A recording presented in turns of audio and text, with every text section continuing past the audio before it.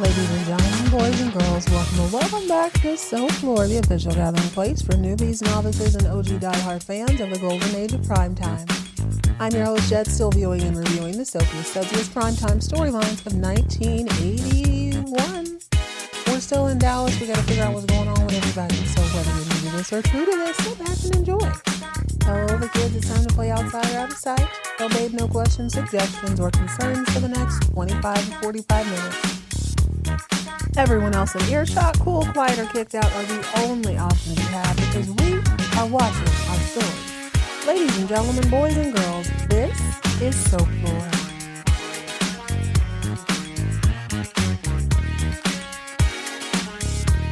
Hello, gorgeous. Welcome and welcome back to another fun-filled edition of So Floor. I hope your day is shaping up well. Mine is good now. It's 40 degrees, so everybody in my area is freaking out. But that's fine by me because that means I get to be extra cozy while I watch my hair stories. This is part 2 of our double scoop of Dallas. I am just picking up where I left off. Same day, we had a little bit of a doozy on the last one. Pam done upped and ran off. Bet money. I bet money. She's either at like a pre-K. You know what? Go ahead and pour yourself up something bubbly and bright before we get into that. I'm going to give you my prediction because I'm like, there's only 2 or 3 places she could possibly be. We're going to jump into a very important piece of fan mail that I feel like has sparked yet another creative venture in my mind. And we'll discuss this episode, season 5, episode 5 of Dallas, whose name I do not know at this time. Go ahead and pour yourself up something bubbly and bright as we watch. Ooh, I like this. The Sweet Smell of Revenge. That has to be about nobody but our good, almost free at last sister, Miss Sue Ellen Ewing. Oh my gosh, I felt the satisfaction on her face as she got to look over at JR and was like, yeah. My new man's rich, so what, he walked with a limp, he got just as much money. So what if we not rolling in the hay? I'd rather be with him than with you any day. And I'm keeping my baby. And you're going to pay a girl $6,000 a month to do that. That has to feel so good. Oh my God. Just, you can take a deep breath. You can breathe a little. Now, I'm watching this blind, so we're going to see how all this pans out. If I know JR, and clearly this show goes on for many seasons, I'm sure he'll come up with some way to ruin this. But in the meantime, in between time, we're gonna let bygones be bygones. We're gonna celebrate all wins. Shout out to Sue Ellen for getting victory. Free at last. It only took 100 episodes. We gotta figure out where Pam ran off to. If I had to guess, stay with me here, okay? Gen X and millennials, I think we have a lot in common, particularly those millennials who were born in the 80s and those of you Gen Xers who were born late 60s and 70s. Everybody remembers having to look out for the man in the white van. My generation didn't have as many milk cartons. We definitely had some. I don't ever remember seeing anyone's face on a milk carton, but I know that is a thing. I do remember watching America's Most Wanted. We know that his kid was kidnapped. Everybody was warned about being snatched up. You know what I mean? It's in our periphery. I think about that. Growing up, the amount of time I thought about being kidnapped is extremely high. And I don't think that was unusual for anyone else. All of our generation knew that. And mind you, this is before everybody had a cell phone. Let me be very clear. As a little kid, no one had one. There were car phones and things like that. But by the time I'm in high school, a few people have some, but not everybody had it. And then, before you know it, beyond, everybody had them. But we knew how to get somewhere, call your parents at work, let them know where you were at, blah, blah, blah. But 2 things stand out to me, particularly about our childhood. We knew that you could be snatched up and kidnapped. And we also knew that kidnappers really like to slip candy to you. So if any adult you didn't know offered you candy, it was safe to assume that they wanted to put a bag over your head, throw you in the back of the trunk, and do God knows what with you. The part of that is maybe a newer threat, but still under the same umbrella of being kidnapped, is women walking into hospitals and men putting babies in purses and walking smooth out. I'm not saying that's where Pam is, but it's 1981. I feel like that's where Pam is. I think Pam has either slipped off to some sort of kindergarten, some sort of daycare, or she's at the NICU or just the maternity ward trying to put a baby in her purse. That's what I think. She's floating in and out of consciousness. We're going to find out. We're going to or she's upstairs sleeping in one of those baby cribs. I really do feel like she's not that far away. I think she's very close. I think she's probably chilling in the baby section somewhere, or she's at the hospital making everybody real uncomfortable. I don't know if I read this on air or not yet, but it made me laugh. It always makes me laugh. By the power invested in me, by me, you are hereby taken off probation for your double dosage reviews of Dynasty, though I struggled a bit with your pardon due to your constant critique of our long-beloved Fallon, who was the original baddie before Alexis took all the good storylines. But never mind that. Go forth, continue to conquer, and stay fabulous, cocktailed, and hilarious. His Grace, Lord Byron. Thank you for your graciousness, your good sir, Lord Byron. I am so happy to be off probation. But you hit it. You said something there. Before I agree with you, let me double down. One more again. We can all agree. I think we got some new people here. We can all agree. We all thought Fallon was going one way and she just pivoted and went the other way. We all thought it would be different. The potential was there. She was absolutely just magnetic the first season. I couldn't wait to see her come on screen because I'm like, oh, she's going to be a problem. She's going to develop into something really spectacular, and then fizzled out. Lord Byron, you brought something to my attention, though. I never considered that perhaps her light was indeed dulled because of the arrival of Alexis. We all like a good television program, clearly, and none of us in this audience are afraid of a little bit of drama. It seems to me that could have been an exquisitely just really, it could have got nasty. They could have gone so far with either an Alexis and Fallon collab against Blake over some wrongdoing, or a Fallon versus Alexis, mother and daughter.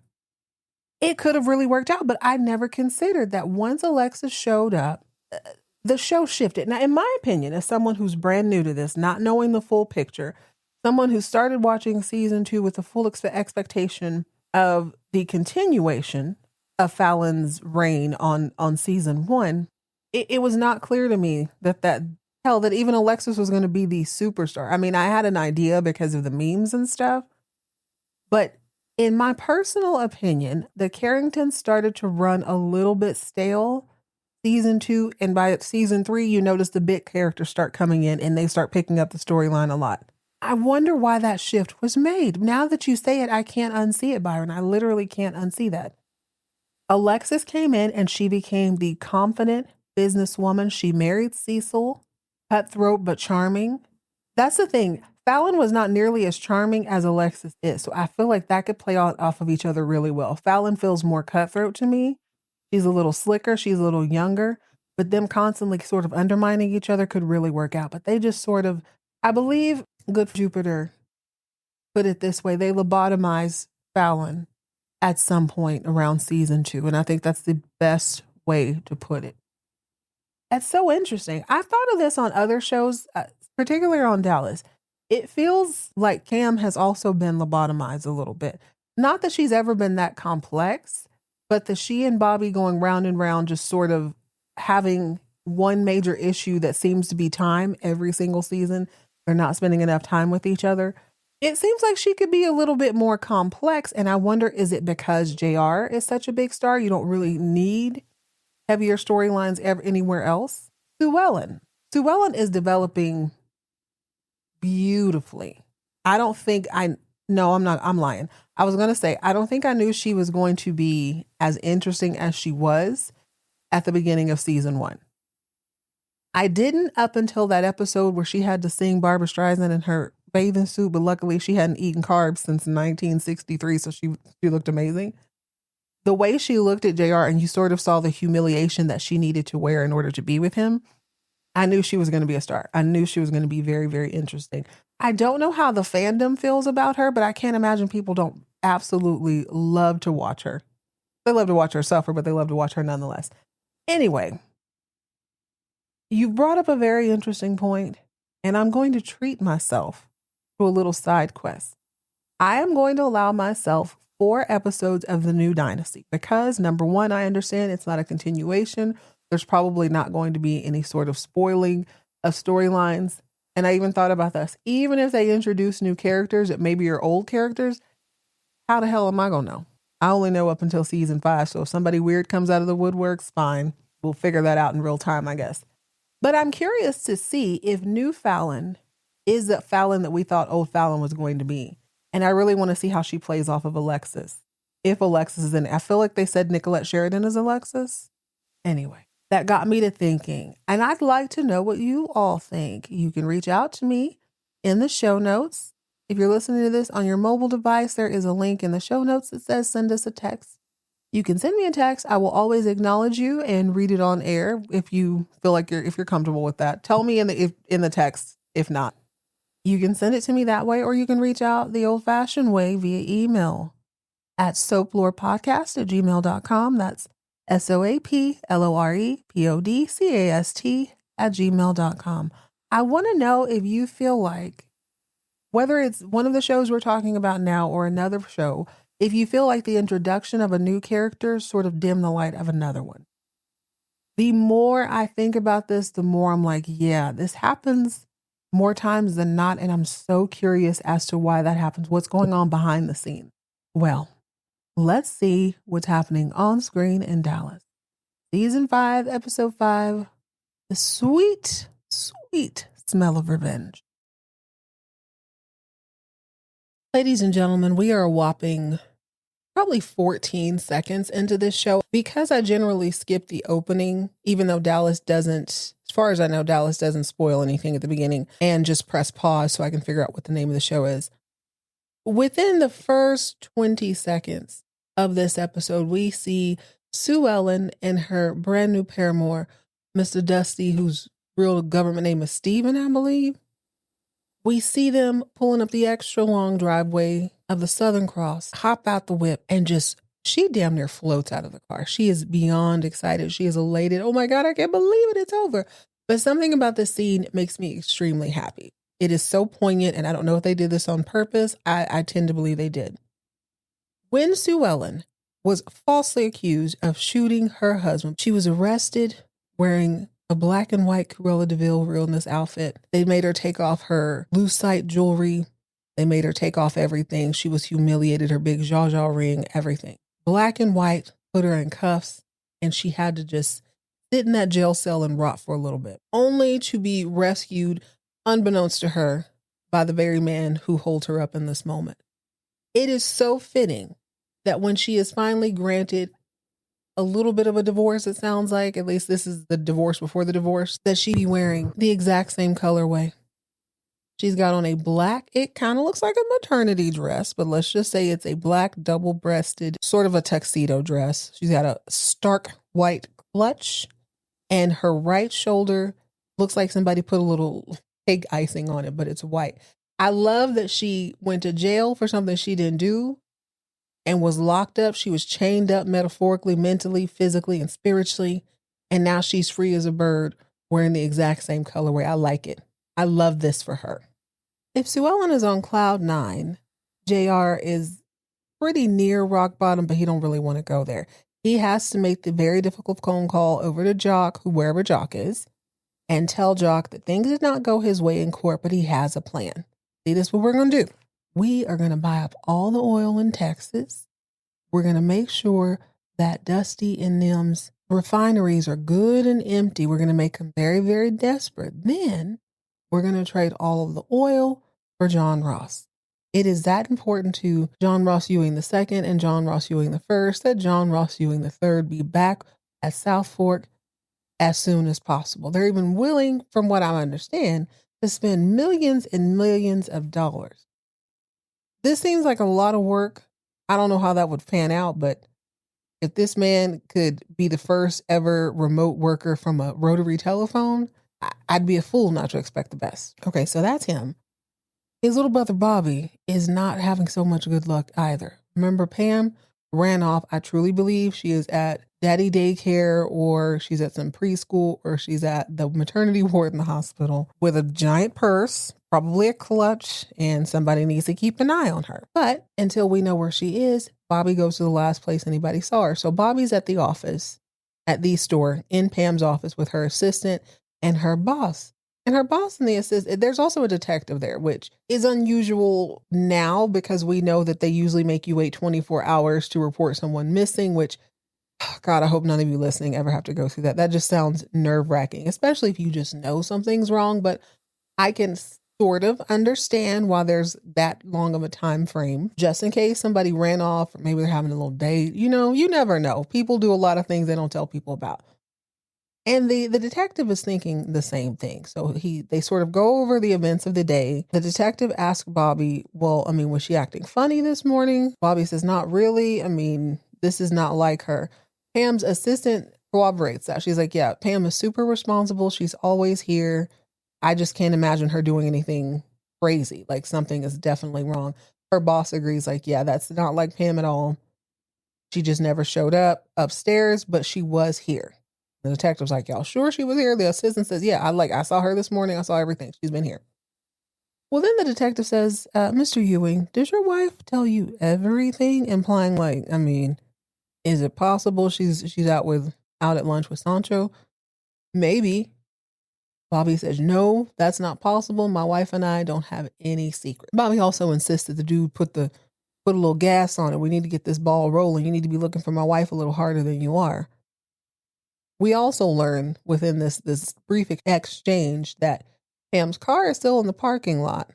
So she could not have gone that far. She might be hiding in the building. The more I think about it, she might be upstairs or something in one of those cribs. She's definitely somewhere where a baby is going to be, in my opinion. Speaking of babies, new and old, or old and new, depending on how you look at it, Rebecca J.G. Wentworth is having lunch with her oldest and her youngest, while her middle is MIA, probably stilling a baby. Catherine still gives me the heebie-jeebies, but I had to sort of check myself on this scene. So they're at this restaurant having a good old time. We learn that Catherine does some sort of news reporting on the side, or at least she's trying to be a reporter. Seems like she got lucky. Somebody was sick or something. They asked her to fill in. So now she gets these special little projects. She seems perfectly lovely at lunch at first, right? She's talking about skiing. That's going to be her next little trip. She goes, well, Cliff, have you ever gone skiing? Cliff grew up poor. Absolutely not. He's never been skiing.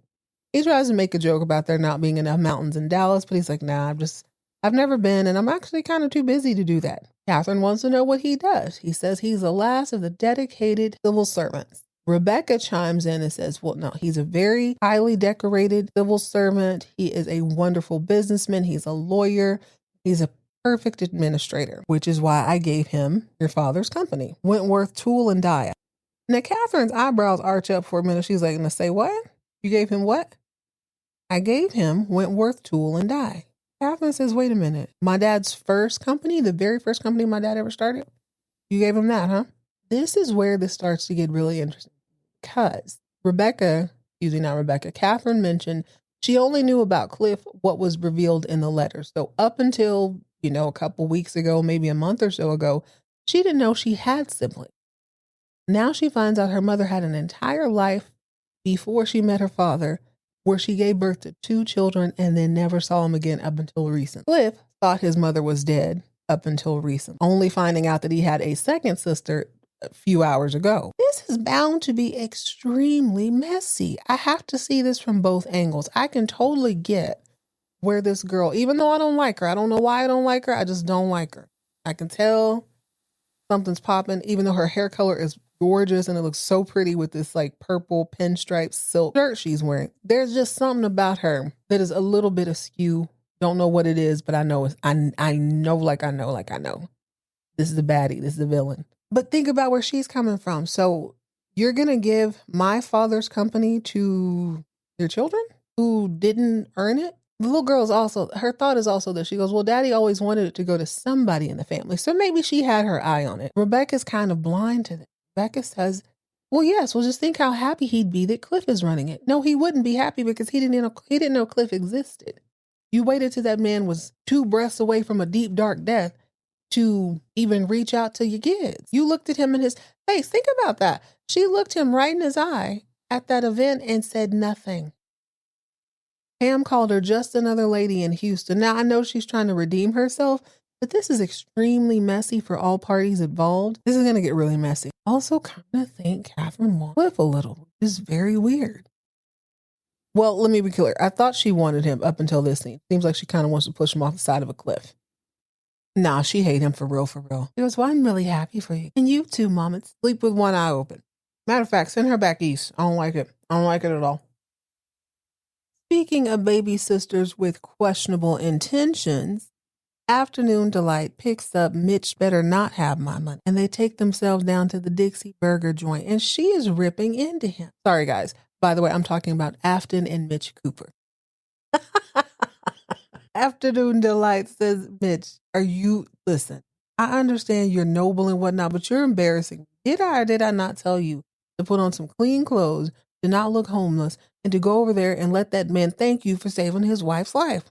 What was so hard about that? So the man hands you $5,000 and you hate money that much, Mitch? Are you high? Are you actually listening to yourself? I'm with you when you're right after. She's right. Now at some point, get over yourself. You're not working your way through medical school anymore. You don't need to have 7,000 jobs. Doctors get paid well, whether you accept that or not. Anyway, after Mitch, I understand you feel how you feel about money, but at what point are you going to stop trying to earn brownie points? What are you really gaining here? He says, sister, we're never going to see eye to eye on this. I am a doctor. I did what doctors do. I took a vow to save a life whenever, wherever. He's like, I get it, but damn. You couldn't take a check? You insist on being a broke boy. That's your problem. But you're the one talking about wanting to get back with Lucy, and y'all are fighting over money, and you can't accept that little bit of money. What is wrong with you, dude? I'll let it go. If you want me to let it go, I'll let it go. But I'm just saying, couldn't be me. Wouldn't be me. I have to agree with Afton. Like, this is at some point, you can only be so much of a saint, dude. Like, I get it. Well, then he takes a bite of his very, very dry chicken sandwich. He takes a bite of her very, very dry hamburger. And as they're contemplating why there's no condiments on their entree, Afton notices that her brother looks pensive. That's what gives, Mitch. What's on your mind? Well, Dr. Chicken Bone Jones wants me to stop by his house. I think he wants to offer me an internship. Afternoon Delight says, now that's wonderful, Mitch. Why didn't you lead with that? I don't know if I want to do it. Ain't nothing wrong with having a conversation, Mitch. That's all I'm saying. Like, please stop throwing everything down the drain. At least hear the man out. He's a doctor. You're a doctor. I'm pretty sure you have something in common. I have to agree with her. This kid. I turned my back for 25 seconds to go freshen up my non-alcoholic champagne. What do I come back to? Pamela teeter-tottering on a rooftop. So I had to rewind. I said, wait a minute. What happened? Are we at the hospital? This doesn't look like the maternity ward. What the hell is she doing? Pam climbed to the tippy top of some rando building, bronzish, high shine, peep toe grandma shoes, and started teetering back and forth. Now, here I go. Now, last episode, maybe I made a fool of myself. That might happen a lot. Actually, no, that's not making a fool of myself. I'm going to be loud and wrong because I ain't never seen this. I thought the doctor who gave her a sedative was out of his rabbit mind. But I get it now. Maybe this is a pattern. Maybe there's some gas leak that has people doing weird things circa 1981 in Dallas. But she needed to be sedated so that she didn't do something wild like this. Baby, when I say she is zombified, when she is zonked all the hell the way out, that's exactly what she is. So Bobby's in his office. He can't get anything done because he's obviously worried sick. Where the heck is my wife? Phone rings and he's like, she's where? Then they show this girl on top of the roof. The music is all intense, almost like a horror film. I'm like, oh my God. Now, she's not standing on the ledge, thank God. That would make me very nervous. She is as close as she can get.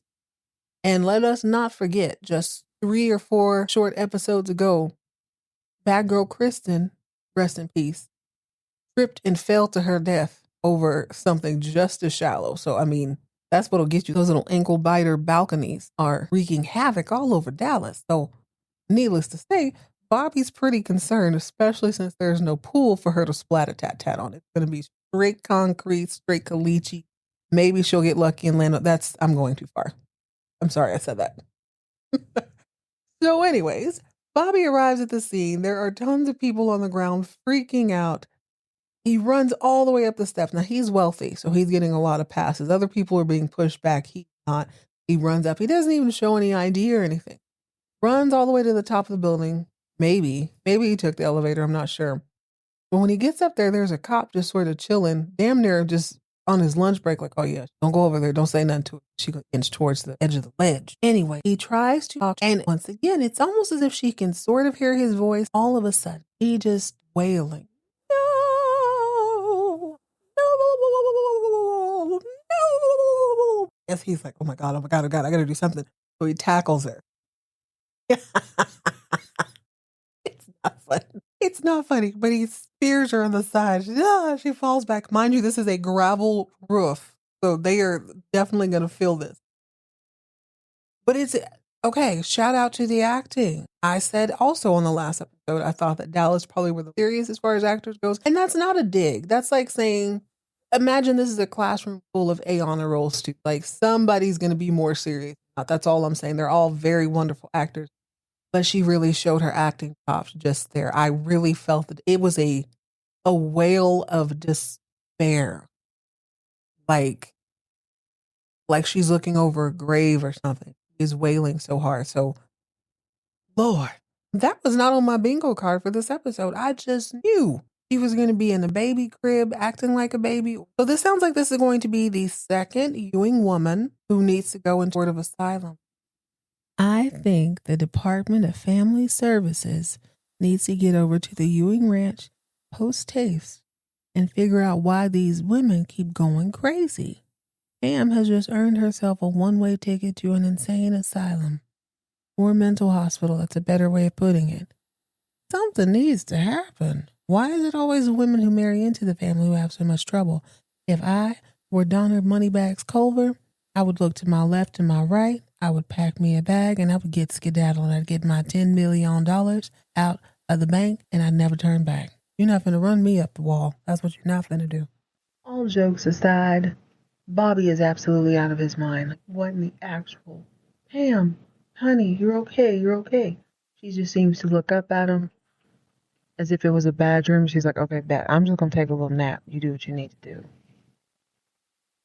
Okay, interesting. So obviously the rest of the family, i.e. Lucy and Ellie, are upset that Pam's in the hospital. But Bobby says that it's all psychological. There's nothing physically wrong with her. It's a mental thing. Well, duh. She is going through something mentally. There's a couple of recommendations by a good doctor there at the hospital for a facility for her to go to. Now it's just a matter of convincing Pam that she may or may not need to go. No, not that she may or may not. That she needs to go. It's in her best interest to go. Bobby and his mom and his niece are in the hallway at the hospital kind of talking about it. And one of the ladies asked about Rebecca, like, should we call her? Bobby says, no, it's enough bad news for one day. Maybe let's just hold off on it. So it seems like it's the next morning. Ellie's outside cutting plants or whatever, pruning her garden. And Bobby tells her he's heading to the hospital to go see Pam. Ellie takes it upon herself after he leaves to call up Rebecca J.G. Wentworth, that is. She's excited to hear from Ellie, but almost immediately she's like, is something wrong?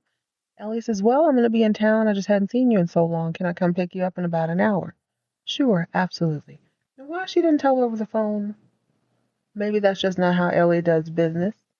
Pam's not in any physical danger right now. She's safe in the hospital, so maybe that's why she didn't. I kind of thought that was strange, but then again, Ellie could be protective of Pam. She did tell Bobby to tell Pam that she loves her. And we don't really know Rebecca like that just yet. You know what I'm saying? You got to think mother to mother. Although Ellie's not saying it, maybe she feels a way about, oh, you could have picked up your kids. You could have done better by them.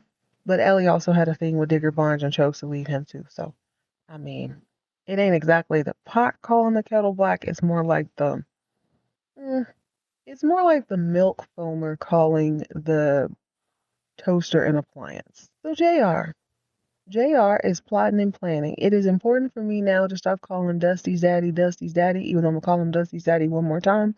But I do know that their government last name is Farlow. The Farlows out of San Angelo are in a quiet war against the Ewings of Dallas. JR's plan, once again, is to buy up as much oil and gas as he possibly can to keep all of that out of the refineries that the Farlows own, hoping to back them into a corner where they will release not only Sue Ellen, but most importantly, John Ross Ewing III, because this would make John Ross Ewing the first very happy, and John Ross Ewing the second loves making John Ross Ewing the first happy. JR has his secretaries. Jeez. He has them working their fingers to the bone long before the internet. I guess they have to go to the white pages and split the list. I guess one starts at Z, the other one starts at A, and they just go down or up the list until they meet in the middle. He asks them to find all of the oil companies in Texas, basically. He's going to go to almost all of them, or at least the major ones, to stop as much oil as he can from going to the Farlow's refinery.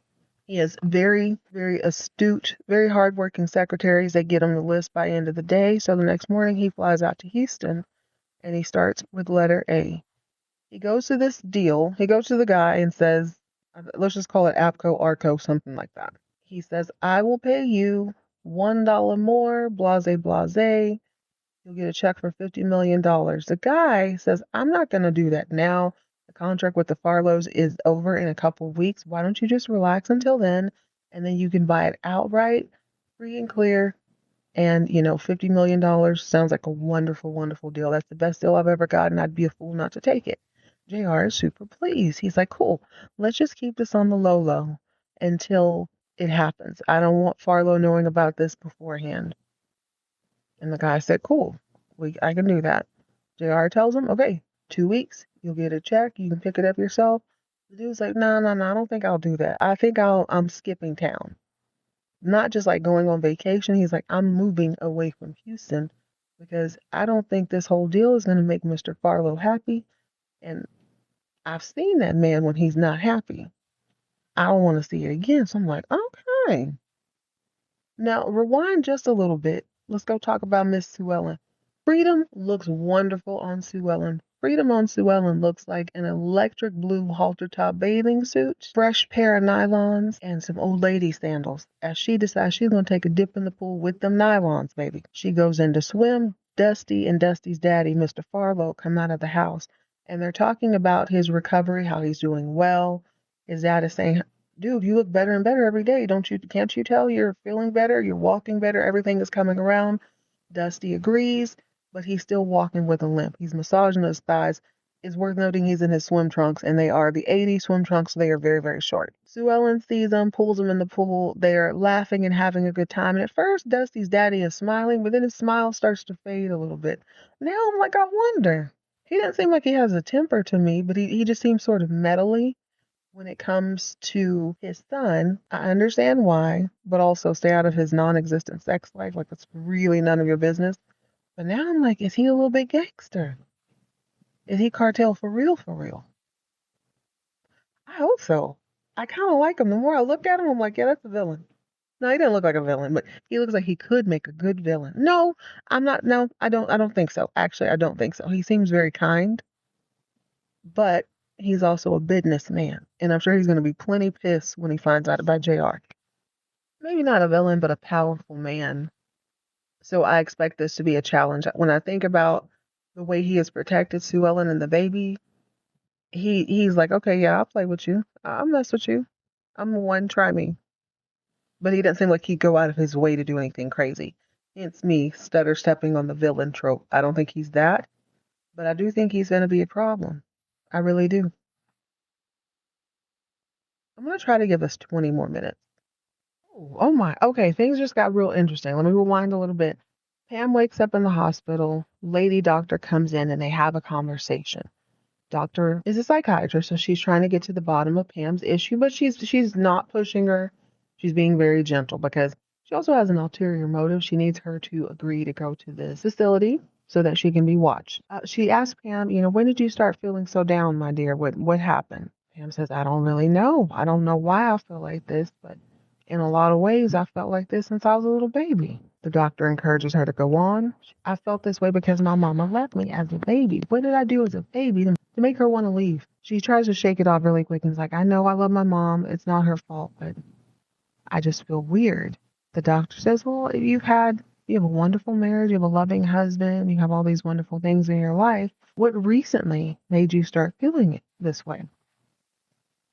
Pam breaks down because she can't quite put her finger on it. But since she mentioned Rebecca, I'm thinking, okay, Rebecca has just entered your life. Kristen has also died. Sue Ellen has also ran off. There's a lot of sort of major events that maybe, they would affect her in some way. You would think the mom thing would be positive, the Sue Ellen thing would be kind of sad, and the Kristen thing would be very sad. But out of all three of those things, it's like, what is it? It's a mother and kids. And I don't know. I don't know.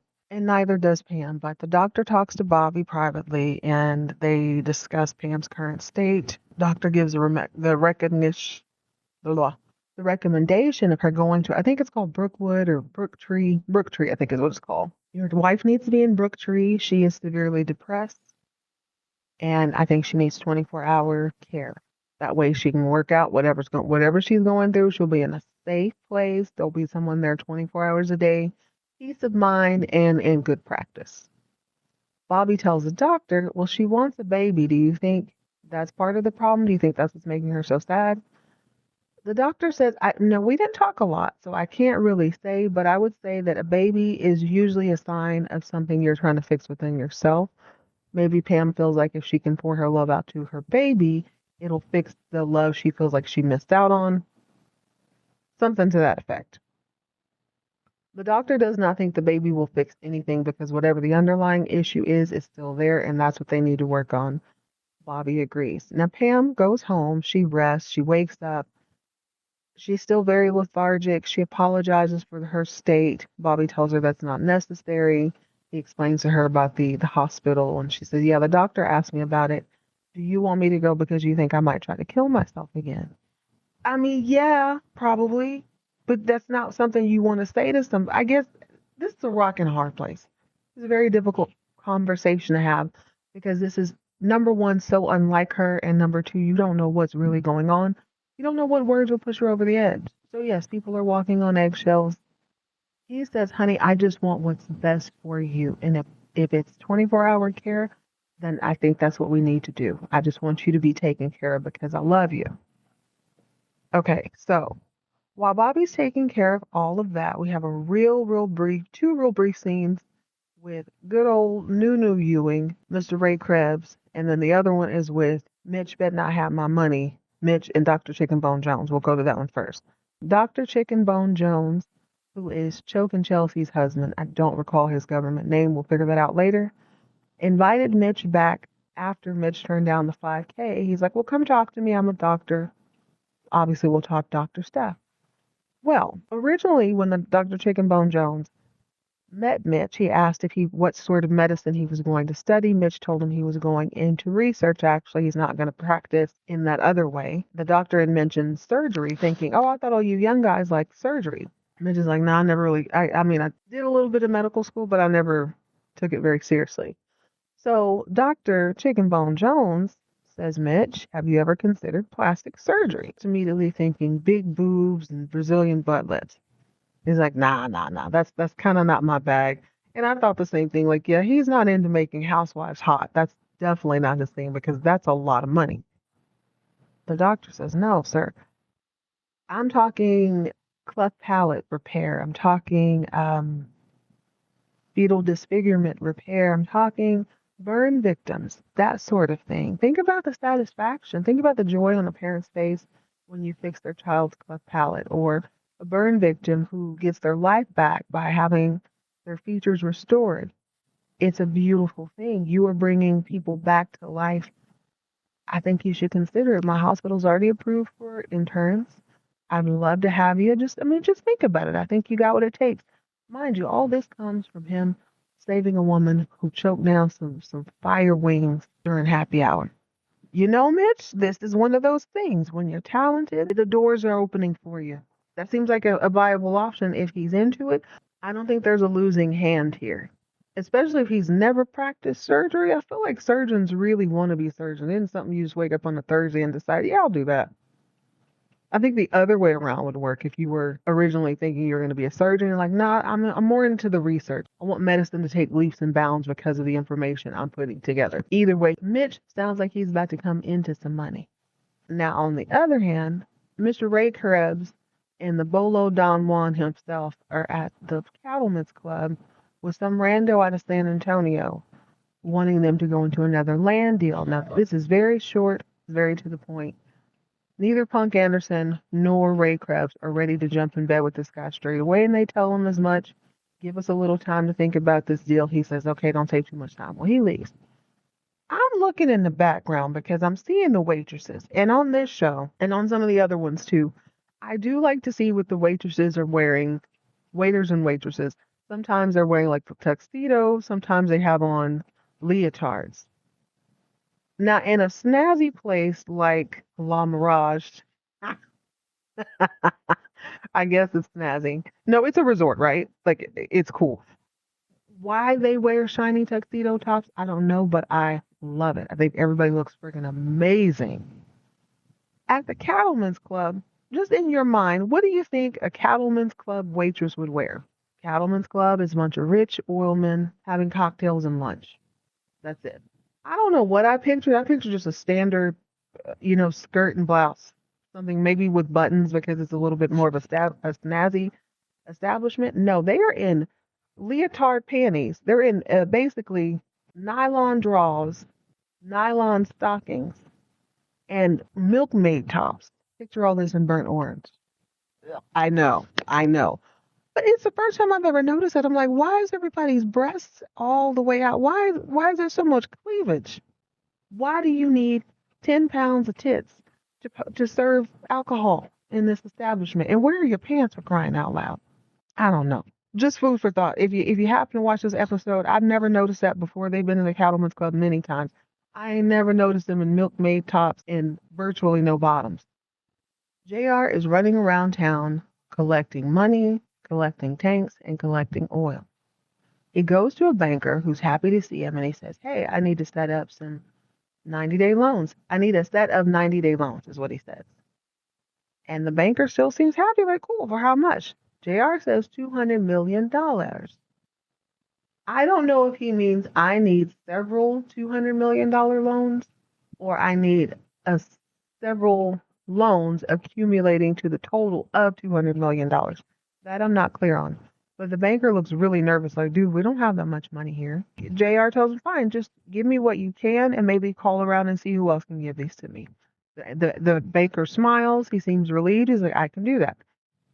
JR goes to another place, asks for enough tanks to hold 50 million barrels of oil. And the dude he's talking to was like, did you say 50 million or 5 million? 5 or 50, I can't remember. JR said, yes, I did. Tank dude says, that would take every tanker in Texas. I can maybe do, 200,000 or so.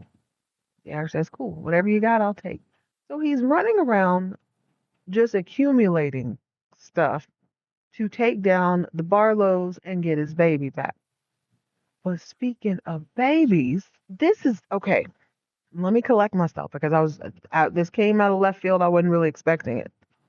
I was hoping for it, but not expecting it. Bobby is minding his own business, opening mail back at his office. He opens it. He sees a picture of the late, great pistol-wielding bad girl Crystal holding a baby in the hospital, a fresh newborn. Okay, so she really had a baby. Now, is it JR's baby? Let's see. There's a note attached a little later on. Bobby gets a call, and it's some nobody at a payphone saying, hey, did you get my picture? He's like, yeah, I got the picture. And why? What is this about? Dude on the payphone says, that's your sister-in-law, Kristen, and her baby, Christopher. Christopher, oh, crap, I already forgot their last name. Whatever Sue Ellen and Kristen's government last name was. She gave it to, Shepherd, that's right, Baby Christopher Shepherd. And Bobby's like, okay, that's wonderful, but why did you call me? Why didn't you call JR? The dude was like, nah. I heard a lot about JR. I don't really want to deal with him. Now I got some more information for you, but it's going to cost you. I'm thinking he's going to say $100 million. You know what this fool says? $2,000. That's chump change. Bobby's like, okay, bet. I'll get the money together for you. This kind of makes sense because I do remember the episode right before she died. She was on the phone with somebody back in LA, and apparently, maybe she was into drugs, maybe she wasn't, but she was definitely talking to someone back there. I tend to believe if that was her plan all along, it seems like that could be a boyfriend she's had and that she's just been keeping on ice. But if we think about Bad Girl Kristen's Knots Landing crossover episode, she seemed really lost. She acted like she didn't have anybody in LA. Or has she always been running these tricks? Has she always been doing that? Is this her pimp boyfriend? Is this a lick that they've decided to run on different people? I don't know. But we don't know whose baby that is. Let's be very, very clear.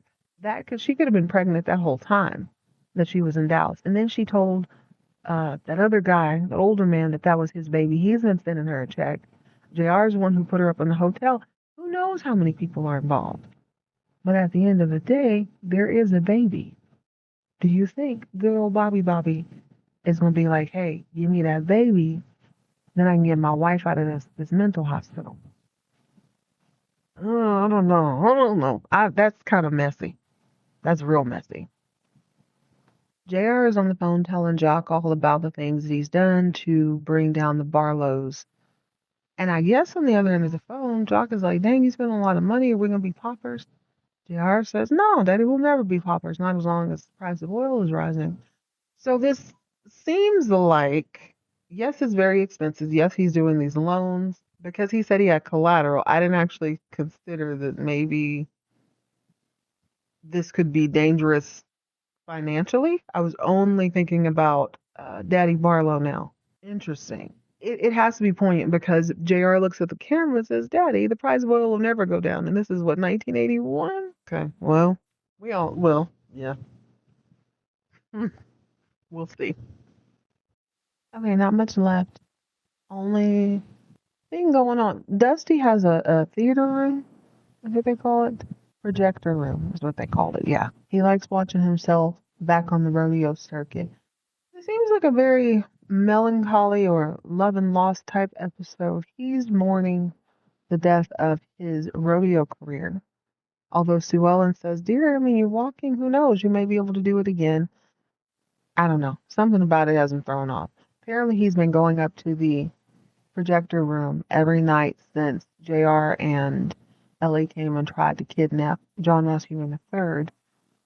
He's been going up there. Could be that maybe to he didn't want her watching it with him, so they end up taking a walk outside. It's not nothing, but it's not something. I don't know what that means, but Dusty misses riding in the rodeo. I watched that documentary on Netflix. I have never been more stressed out watching anything. I don't know how people do that. It's an amazing sport, but it is so scary. Also, by episode's end, Pam does decide, or rather, Bobby helps her decide, that she is going to go ahead and go to Brooktree Treatment Facility. End scene. This is a good episode. I am chomping at the bit to get to the bottom of this Kristen's baby thing. I just don't know. I don't know if it's a good idea. Now I'm thinking, she does have a baby, but whose baby is it? Yeah, that could be weird. Because like I said, I'm almost positive, and this is a big assumption, that drawing a blank on it, John Tucker Must Die is their son. Jesse Metcalf, Desperate Housewives. Oh well, we'll have to find out next time, won't we? All right, guys, that's it. That's all for this episode of So Floored. Thank you for joining me today. Remember, you can always reach out in the show notes. Check your mobile device for the link, or send me an email at soflorepodcast@gmail.com. That's SOAPLOREPODCAST@gmail.com. In the meantime, in between time, learn the Heimlich maneuver. It's worth at least $5,000 in 1981. What is that? Roughly almost $30,000 today. Could be quite profitable if you're in the right place at the right time. Chicken wings are very popular food in America. That's all I'm saying. Stay hydrated, stay moisturized, mind your own business, and keep all of your drama on TV.